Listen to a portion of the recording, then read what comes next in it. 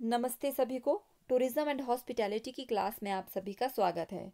ये जो मैं वीडियो बना रही हूँ स्पेशली नाइन्थ और जो +1 क्लास के बच्चे हैं हमारे हिमाचल प्रदेश में जो टूरिज्म पढ़ रहे हैं उनको ध्यान में रख के बना रही हूँ।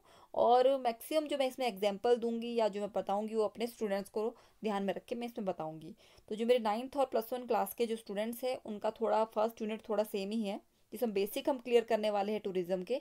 तो ये दोनों को ध्यान में रख के मैं वीडियो बना रही हूँ। और दोनों को ही मैंने अपने नाइन्थ और +1 क्लास के स्टूडेंट्स को टूरिज्म क्या है ये मैं पढ़ा चुकी हूँ, और types of tourism, forms of tourism already हम कवर कर चुके हैं। तो थोड़ा सा मैं इसमें ब्रीफ दूंगी कि टूरिज्म क्या होता है, जिससे कि हम आपको एक पिछला भी रिवाइज हो जाए और हम आगे कंपोनेंट्स ऑफ टूरिज्म के बारे में पढ़े। ठीक है जी। तो टूरिज्म क्या है? टूरिज्म एक ऐसी एक्टिविटीज़ है, या मतलब कि टूरिज्म में हम उन एक्टिविटीज़ को शामिल करते हैं जिसमें एक व्यक्ति अपने यूजुअल प्लेस को छोड़कर, यूजुअल प्लेस मतलब सामान्य स्थान को छोड़कर, जिसमें एक व्यक्ति अपने सामान्य स्थान को छोड़कर दूसरे स्थान घूमने, रेस्ट करने, नई जगह देखने, नई संस्कृति को देखने के लिए जाता है। ठीक है। क्या है कि एक टूरिज्म में क्या है कि ऐसी एक्टिविटीज़ को शामिल किया जाता है जिसमें एक व्यक्ति, जैसे कि आप लोगों का सामान्य स्थान क्या है, नाहन या जमटा। ठीक है। अपने सामान्य स्थान को छोड़कर जब आप किसी दूसरे स्थान पे जाएंगे, क्यों जाएंगे? या तो आप घूमने जाएंगे, ठीक है जी। ठीक है। दूसरा क्या हो सकता है, आप रेस्ट करने भी जा सकते हैं, बहुत थके हैं आप, बहुत दिनों से काम कर रहे हैं तो रेस्ट करने आप दूसरी जगह चले गए। ठीक है। और आपने नई वहाँ पे कोई नया कल्चर देखना है, जैसे आप नाहन के रहने वाले हैं, आप सोच रहे हैं कि अच्छा मैं शिलाई का कल्चर देखता हूँ, मैं शिलाई कभी नहीं गया, तो शिलाई में रिच कल्चर है वहाँ का, तो आप न्यू कल्चर देखने आप वहाँ चले गए। या फिर आप रेस्ट करने चले गए, या फिर आप कोई एंटरटेनमेंट के लिए चले गए। तो क्या होता है कि जब एक व्यक्ति अपने सामान्य स्थान को छोड़कर दूसरे स्थान घूमने जाता है, क्यों? रेस्ट करने, एंटरटेनमेंट करने, न्यू संस्कृति देखने। ठीक है जी। और वहाँ पर कम से कम 24 घंटे स्पेंड करता है और अधिक से अधिक 1 साल वहाँ पे रहता है। मतलब क्या है कि एक टूरिज्म एक्टिविटी में जब एक व्यक्ति अपने घर से निकलकर दूसरी जगह जाता है, तो वहाँ पे मिनिमम टाइम कितना स्पेंड करना होना चाहिए उसे? 24 घंटे। और मैक्सिमम कितना? 1 साल से कम। 1 साल से ज़्यादा वो नहीं रुक सकता, तब वो टूरिस्ट नहीं कहलाएगा। टूरिस्ट कहलाने के लिए क्या होगा, उसको मिनिमम 24 घंटे और मैक्सिमम 1 साल 365 डेज तक वहाँ पे वो रह सकता है। ठीक है। और उसका पर्पस क्या होना चाहिए? घूमना, रेस्ट करना, न्यू संस्कृति देखना, नई नई जगह देखना, ये उसका एंटरटेनमेंट करना, एंटरटेनमेंट के लिए जा सकता हो, ये क्या होना चाहिए उसका घूमने का पर्पस। और जो ये जो मिनिमम दूरी होती है अपने सामान्य स्थान से दूसरे स्थान जाने की, वो कम से कम 40 किलोमीटर तक होनी चाहिए, 40 किलोमीटर से ज़्यादा होनी चाहिए, तभी वो टूरिस्ट कहलाएगा, अगर वो 40 किलोमीटर अपने घर से 40 किलोमीटर की दूरी को तय करता है। ठीक है जी। पर उसका उद्देश्य वहां पे जाने का पैसा कमाना नहीं होना चाहिए। अब जैसे मैं शिमला की रहने वाली हूँ, मैं जॉब करती हूँ नाहन में, तो मैं नाहन जाती हूँ, 130 किलोमीटर शिमला से डिस्टेंस है, वहाँ जाती हूँ, नई नई जगह भी देखती हूँ, नई नई संस्कृति भी देखती हूँ, वहाँ पे कैसे लोग रहते हैं, घूमती भी हूँ। पर क्या होता है कि वहाँ पे मैं टूरिस्ट नहीं कहलाऊंगी, क्यों? क्योंकि मेरा जो उद्देश्य है वो मेरा उद्देश्य पैसा कमाना है। मैं पैसे कमाने के लिए वहाँ पे जा रही हूँ, घूमने के लिए वहाँ नहीं जा रही हूँ। ठीक है जी। तो टूरिज्म के लिए क्या होता है कि पैसा कमाना उद्देश्य नहीं होना चाहिए, बल्कि टूरिज्म एक्टिविटीज़ जैसे होटल हो गया, आपका खाने में वहाँ कुछ ना कुछ पैसे स्पेंड करने, खर्च करने, ये आपका उद्देश्य होना चाहिए। ठीक है जी। पैसा कमाना उद्देश्य टूरिज्म में नहीं आता है। अब हम आगे पढ़ेंगे कंपोनेंट्स ऑफ टूरिज्म में। टूरिज्म को कैसे, मतलब कि किन किन चीज़ों से मिलकर पूरा की पूरा टूरिज्म एक्टिविटी या टूरिज्म इंडस्ट्री पूरी की पूरी बनती है, क्या क्या चीज़ें चाहिए होती है एक टूरिस्ट या टूरिज्म की डेफिनेशन को, या टूरिस्ट को जब वो अपने घर से बाहर निकलता है और वापस अपने घर तक आता है, तब तक उसे क्या क्या चीज़ें चाहिए एक टूरिज्म डेस्टिनेशन या एक टूरिज्म को पूरा करने के लिए। आइए हम इसे आगे पढ़ते हैं। टूरिज्म के जो कंपोनेंट्स है बच्चों, टूरिज्म क्या होते हैं, जो कंपोनेंट ऑफ टूरिज्म होते हैं उन्हें हम 5 एज ऑफ टूरिज्म के नाम से भी जाना जाता है। जैसे यहाँ लिखा है देयर आर 5 एज। ठीक है। इसका मतलब क्या है कि जो कंपोनेंट्स ऑफ टूरिज्म है 5 ए के नाम से जाना जाता है, जिसमें कि जितने भी कंपोनेंट्स हैं उनका नाम ए से स्टार्ट होता है। जैसे कि आपका अट्रैक्शंस, असेसिबिलिटी, अकोमोडेशन, अमेनिटीज़ और एक्टिविटीज़, ये सारे के सारे ए से शुरू है। ये आपको याद रखने हैं और ये एग्ज़ाम में भी आते हैं। और जैसे हम धीरे धीरे से आगे पढ़ेंगे तो आप ही रहेगा, इसे याद करना कोई मुश्किल बात नहीं है। तो इसे हम इजीली बहुत ही ध्यान से और बहुत ही इंजॉय करके पढ़ेंगे, तो आपको कभी भी ये भूलने वाले नहीं हैं। तो सबसे पहले हम पढ़ेंगे अट्रैक्शन के बारे में, जो कि फर्स्ट कंपोनेंट है टूरिज्म का। तो पहला जो अट्रैक्शन है, पहला जो कंपोनेंट है वो है अट्रैक्शन। ठीक है। अट्रैक्शन क्या होता है? अट्रैक्शन को हिंदी में क्या बोलते हैं? आकर्षण। ठीक है। तो वैसे ही जैसे आपको नाम से क्लियर होगा आकर्षण। तो अट्रैक्शन क्या है? अट्रैक्शन टूरिज्म एक ऐसा प्लेस है जो हमें अपनी तरफ घूमने के लिए आकर्षित करता है। क्या है अट्रैक्शन? टूरिज्म एक ऐसी डेस्टिनेशन है, एक ऐसा प्लेस है जो हमें घूमने के लिए अपनी तरफ आकर्षित करता है। जैसे कि आप लोग नाहन के रहने वाले हैं, अभी स्कूलों में समर वेकेशन स्टार्ट होएगी। अभी तो आप घूमने नहीं जा सकते हैं कोरोना की वजह से, पर जैसे कभी कोई वेकेशन में कहीं लोग सोचते हैं कि अच्छा गर्मियों की छुट्टियां हो रही है, हमें कहीं घूमने जाना है, तो कहाँ जाए? तो सोचते थे गर्मी तो किसी ठंडे इलाके में चलते हैं, तो सोचेंगे चलो शिमला चलते हैं। शिमला क्या है? ठंडा है। तो शिमला क्या हुआ? एक अट्रैक्शन हुआ, लोगों को अपनी तरफ अट्रैक्ट कर रहा है, गर्म इलाके के लोगों को। अब सर्दियां हो रही है, यहाँ पे बहुत ही ज़्यादा सर्दियां हो रही है जनवरी में। तो लोग सोच रहे हैं कि चलो थोड़े गर्म इलाके की तरफ चलते हैं। तो लोग कहाँ जाते हैं मैक्सिमम? गोवा, बीचेस पे, बीच बीच पे जाते हैं। तो वो क्या है? गोवा क्या है? एक अट्रैक्शन है। ठीक है। अब आप सोच रहे हैं कि अच्छा हमने छुट्टियों में हमने किसी जगह जाना था, तो आगरा क्या है? आगरा चले गए आप ताजमहल देखने। तो आगरा क्या हुई? अट्रैक्शन जो आपको अपनी तरफ से अट्रैक्ट करती है। तो इसमें भी एक ठीक है, तो डेस्ट अट्रैक्शन इसमें, चलो मैं एक चीज़ आपको और क्लियर करना चाह रही हूँ। अट्रैक्शन क्या होती है? जो हमें अपनी तरफ घूमने के लिए अट्रैक्ट करती है। ठीक है। इसमें एक और पॉइंट है डेस्टिनेशन। डेस्टिनेशन क्या होती है? जहाँ आप कहीं घूमना जाना चाहते हैं। जैसे कि आगरा क्या है? डेस्टिनेशन है जहाँ आप घूमना चाह रहे हैं। और वहाँ पे अट्रैक्शन क्या है? वहाँ आगरा की अट्रैक्शन क्या है? अट्रैक्शन है ताजमहल, जिसके लिए आप स्पेशली जा रहे हैं। डेस्टिनेशन क्या हुई? आगरा। और जिसके लिए आप घूमने जा रहे हैं वो क्या होगी? अट्रैक्शन क्या होगी? आपका ताजमहल। जो अट्रैक्शन है उसको भी 3 भागों में बांटा गया है, जैसे natural attraction, man made attraction और कल्चरल अट्रैक्शन। तो जो नेचुरल अट्रैक्शन है बच्चों, उसमें क्या शामिल होता है? ऐसे अट्रैक्शन जो हमें प्रकृति के द्वारा नेचुरली, हमें अपने आप से ही हमारी प्रकृति ने हमें दिए हैं, वो क्या है? हमारे नेचुरल अट्रैक्शन। ठीक है। जैसे पहाड़, नदियाँ, बीच। ठीक है। ये वाटरफॉल्स, स्नो, ये प्रकृति ने हमें दिए हैं, ये क्या हो गया? Natural attraction. आपका नेचुरल अट्रैक्शन का सबसे अच्छा एग्जाम्पल आपके घर के पास रेणुका जी झील है। वो रेणुका जी झील प्रकृति के द्वारा हमें ऑलरेडी दी गई है, और वो दूर दूर से लोग को अट्रैक्ट करती है अपनी तरफ घूमने के लिए। ठीक है।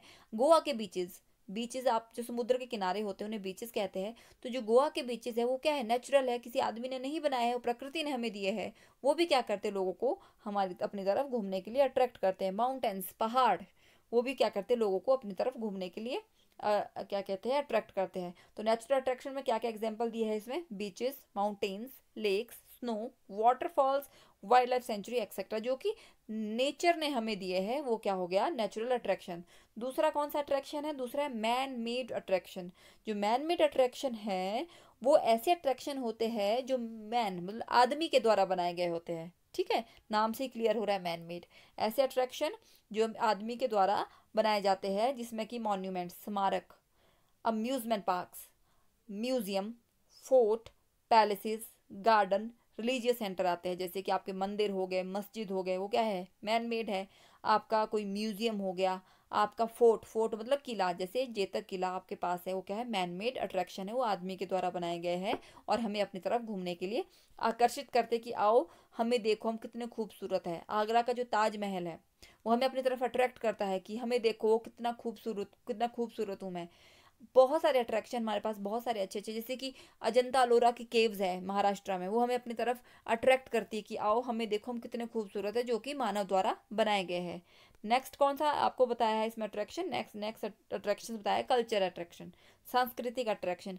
जो ऐसे अट्रैक्शन जो संस्कृति, जो ऐसी संस्कृति होती है जो हमें अपनी तरफ घूमने के लिए अट्रैक्ट करती है। फॉर एग्जाम्पल फेस्टिवल्स, अब दिवाली है या होली है, होली का एग्जाम्पल ले लो। मथुरा की होली पूरे, मथुरा वृंदावन की होली पूरे इंडिया में फेमस है, और लोग बड़े दूर दूर से उसे देखने जाते हैं कि चलो यार हमने देखने जाना है। फेस्ट कैसे सेलिब्रेट करते हैं उस फेस्टिवल को? दिवाली, पूरे वर्ल्ड के लोग दिवाली देखने के लिए इंडिया आते हैं कि चलो इंडिया का एक फेस्टिवल है दिवाली, देखते हैं कि कैसे उसे सेलिब्रेट करते हैं। आपके फेस्टिवल, आपके फेयर्स, मेले, हिमाचल के फेमस मेले जैसे कि रेणुका जी का ही मेला ले लो आप, उसे भी देखने के लिए लोग दूर दूर से आते हैं कि यार हमें मेला देखने जाना है, इंटरनेशनल फेयर है। वहाँ पे किस तरीके से लोग उस मेले को सेलिब्रेट करते हैं, किस तरीके से वहाँ पे झांकी निकलती है परशुराम जी की, जो रेणुका जी से मिलने जाती है अपनी माता से।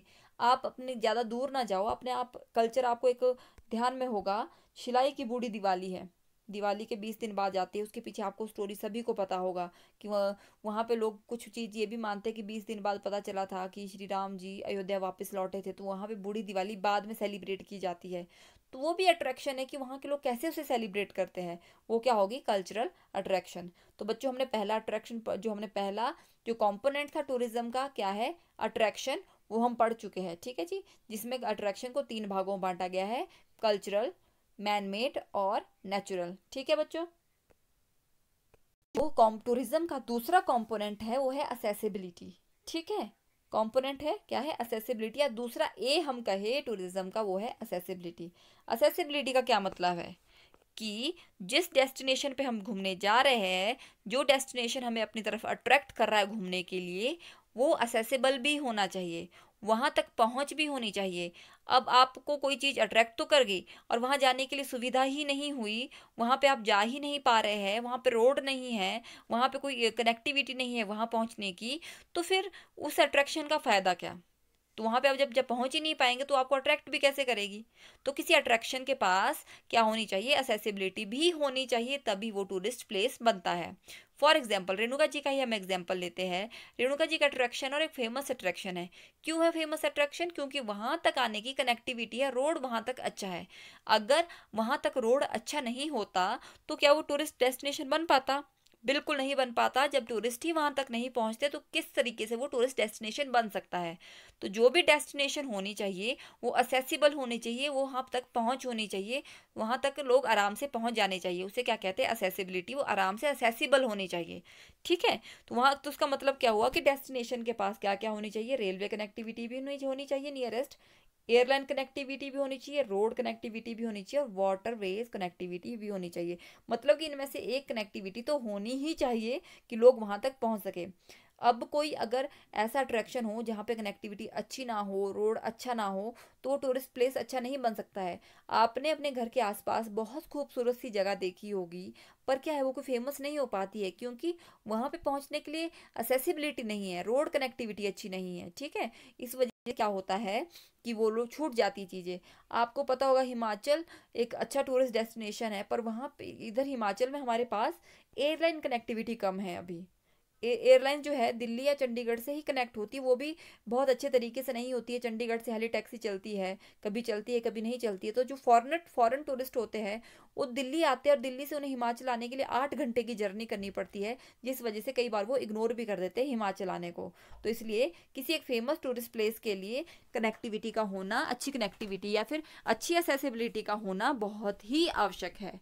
ठीक है जी। तो एक डेस्टिनेशन के पास एक फेमस टूरिस्ट डेस्टिनेशन बनने के लिए क्या क्या चाहिए होती है, टैक्सी चाहिए होती है, ऑटोज चाहिए होती है, पब्लिक बसेस या मेट्रो का होना बहुत ही आवश्यक है। वहाँ एक टूरिस्ट प्लेस असेसिबल होना चाहिए। ठीक है जी, ये आपको समझ आया। अब हम नेक्स्ट ए के बारे में या थर्ड जो कंपोनेंट है टूरिज्म का उसके बारे में पढ़ेंगे, जो क्या है, अकोमोडेशन। दो हम पढ़ चुके हैं, कौन कौन सा हमने पढ़ा, अट्रैक्शन, दूसरा उस अट्रैक्शन तक पहुंचने के लिए असेसिबिलिटी। ठीक है, पहले आप किसी एक डेस्टिनेशन के प्रति अट्रैक्ट होते हैं, एक अट्रैक्शन के प्रति आप आकर्षित होते हैं कि चलो हमने वहाँ घूमने जाना है। ठीक है, उसके बाद क्या होता है, उसके बाद आप जब वहाँ तक असेसिबल हो जाते हैं, वहाँ तक असेसिबिलिटी आपको मिल जाती है, रोड या फिर आपको ट्रेन या फिर आप एयरवेज के थ्रू वहाँ पहुँच जाते हैं। उसके बाद कहा क्या चाहिए होता है आपको वहाँ रहने के लिए, जो कि हमारा थर्ड कंपोनेंट भी है, अकोमोडेशन, आवास। अकोमोडेशन क्या होता है, आवास। जैसे चिड़ियों का आवास क्या होता है, घोंसला। ठीक है, मनुष्य जो लोग हम लोग कहाँ रहते हैं, घर में, तो हमारा आवास क्या है, घर। तो टूरिस्ट के लिए अकोमोडेशन क्या है, यहाँ पे टूरिस्ट रात को रुकेगा, जब इतने दूर घूमने आ रहा है तो वहाँ रहने के लिए, रात को रुकने के लिए कुछ तो चाहिए उसको। तो वो क्या होते हैं, आवास क्या होते हैं, प्राइमरी जो कि होटल्स होते हैं, मोटेल्स होते हैं, इन्स होते हैं, रिजॉर्ट होते हैं, फार्म हाउस। तो आप इसको ज़्यादा मत समझो, इतना डीप अगर आप नहीं जा सकते तो आप इतना सा समझना है कि जो टूरिस्ट जब एक टूरिस्ट डेस्टिनेशन पर पहुंच जाता है तो वहाँ पे जो रुकने के लिए उसे अकोमोडेशन की जो जरूरत होती है, आवास की जरूरत होती है, जिसमें किन्हें शामिल किया जाता है, होटल्स, मोटेल्स, इन्स, रिजॉर्ट, फार्म हाउस।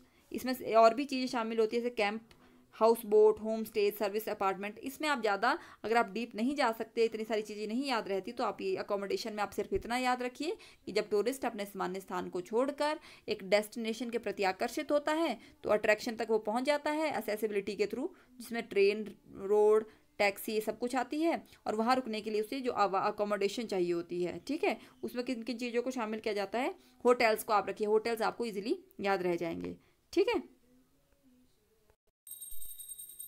अभी तक हमने टूरिज्म के 3 कंपोनेंट के बारे में पढ़ा है, या हम ये कहें कि हम 3 A's के बारे में हम पढ़ चुके हैं, जिसमें आपका सबसे पहले अट्रैक्शन, जो हमें अपनी तरफ घूमने के लिए अट्रैक्ट करती है, असेसिबिलिटी, हम टूरिस्ट जिस जगह पे हम अट्रैक्ट होते हैं वहाँ तक पहुँच जाते हैं, और जो तीसरी है हमारी वो है अकोमोडेशन, किसी टूरिस्ट प्लेस पे रात को हम जब रुकने की जो हमारी सुविधा होती है वो क्या होगी, हमारी अकोमोडेशन। जो हम 4th A या फिर हम 4th कंपोनेंट जो हम टूरिज्म का पढ़ने वाले हैं वो है अमेनिटीज। क्या है? अमेनिटीज, जिसे हम क्या कह सकते हैं हिंदी में, सुविधाएं, ठीक है। क्या होती है अमेनिटीज? अमेनिटीज होती है ऐसी सुविधाएं जो हमें एक टूरिस्ट डेस्टिनेशन पर होनी जरूरी है, या फिर हमें एक टूरिस्ट डेस्टिनेशन पे चाहिए होती है। कैसी कैसी सुविधाएं? आप मान लो कहीं घूमने चले गए, फॉर एग्जांपल आप ले लो, आप शिमला ही घूमने आए हैं, वहाँ पे आपको अकोमोडेशन भी चाहिए, वहाँ पहुँचने के लिए गाड़ी भी आपको चाहिए, ठीक है, पहुँच भी गया आप रोड के थ्रू, पर वहाँ पे आपको और कैसी कैसी सुविधा चाहिए? अब वहाँ पे लाइट भी चाहिए, इलेक्ट्रिसिटी भी आपको चाहिए, ठीक है, सैनिटेशन, साफ सफाई की सुविधा भी चाहिए आपको वहाँ पे। अब वहाँ पहुँच गया, आपको भूख लग रही है तो आपको रेस्टोरेंट भी चाहिए, अगर गलती से आपके पैसे ख़त्म हो गए तो आपको बैंक भी चाहिए, एटीएम की सुविधा भी चाहिए, ठीक है, और अगर गलती से आपको कोई बुखार या जुकाम हो गया तो हॉस्पिटल की सुविधा भी चाहिए, मेडिकल सर्विसेज भी आपको चाहिए। ये जो सारी सुविधाएं होती है जिसका यूज़ टूरिस्ट तो करते ही है, पर साथ साथ में लोकल पब्लिक भी, वहाँ के रहने वाले भी करते हैं, उसे क्या कहते हैं, अमेनिटीज़, ठीक है। ये सारी अमेनिटीज़ एक टूरिस्ट प्लेस पे जरूरी होनी चाहिए, ठीक है। इसमें क्या लिखा गया है, कैसी कैसी अमेनिटीज़ आपको चाहिए? इंफ्रास्ट्रक्चर की अमेनिटीज़ चाहिए। फॉर एग्जांपल कैसी सुविधा चाहिए आपको? रोड वहाँ पे अच्छे होने चाहिए, वाटर वहाँ साफ मिलना चाहिए, इलेक्ट्रिसिटी वहाँ पे होनी चाहिए, सैनिटेशन वहाँ पे होनी चाहिए, टेलीकम्युनिकेशन, इंटरनेट की जैसी सुविधा वहाँ पे होनी चाहिए। पब्लिक अमेनिटीज़ आपके पास वहाँ पे होनी चाहिए, फॉर एग्जांपल पब्लिक टॉयलेट्स होने चाहिए, आप कहीं घूमने जा रहे हैं, आपको टॉयलेट का यूज़ करना पड़ेगा तो वहाँ पे होने चाहिए। साइन लैंग्वेज, साइन वहाँ पे होने चाहिए कि जहाँ पे लिखा हो कि आपका जो नो स्मोकिंग, यहाँ पे स्मोकिंग कर सकते हैं नहीं कर सकते, टॉयलेट कहाँ पे है, ऐसे साइन वहाँ पे होने चाहिए। रिटेल स्टोर, दुकानें वहाँ पे होनी चाहिए, रेस्टोरेंट वहाँ पे होने चाहिए, शॉपिंग स्टोर्स वहाँ पे होने चाहिए। सेफ्टी एंड सिक्योरिटी से रिलेटेड भी सुविधाएं वहाँ पे होनी चाहिए, जैसे कि पुलिस वहाँ पे होनी चाहिए, अगर आपको गलती से कुछ चीज़ चोरी हो गई तो आप पुलिस के पास कंप्लेंट करवा सकते हैं। फायर डिपार्टमेंट वहाँ पे चाहिए, इमरजेंसी मेडिकल सर्विसेज वहाँ पे चाहिए, और एक आपस में लिखा नहीं है पर बैंक और एटीएम की सुविधा भी एक टूरिस्ट डेस्टिनेशन पर होनी चाहिए। ये होगी अमेनिटीज़। हमने 4, अब हम 4 A's हम पढ़ चुके हैं, जिसमें आपका सबसे पहले अट्रैक्शन, असेसिबिलिटीज़, अमेनिटीज़ और अकोमोडेशन, हम ये 4 हम पढ़ चुके हैं। नेक्स्ट हम पढ़ने वाले हैं, नेक्स्ट में क्या आता है, फिफ्थ कंपोनेंट या फिर 5वां A क्या है, एक्टिविटीज़। क्या हो गया? एक्टिविटीज़। एक्टिविटीज़ क्या होती है? हमारे क्रियाकलाप जो हम कुछ करते हैं, ठीक है।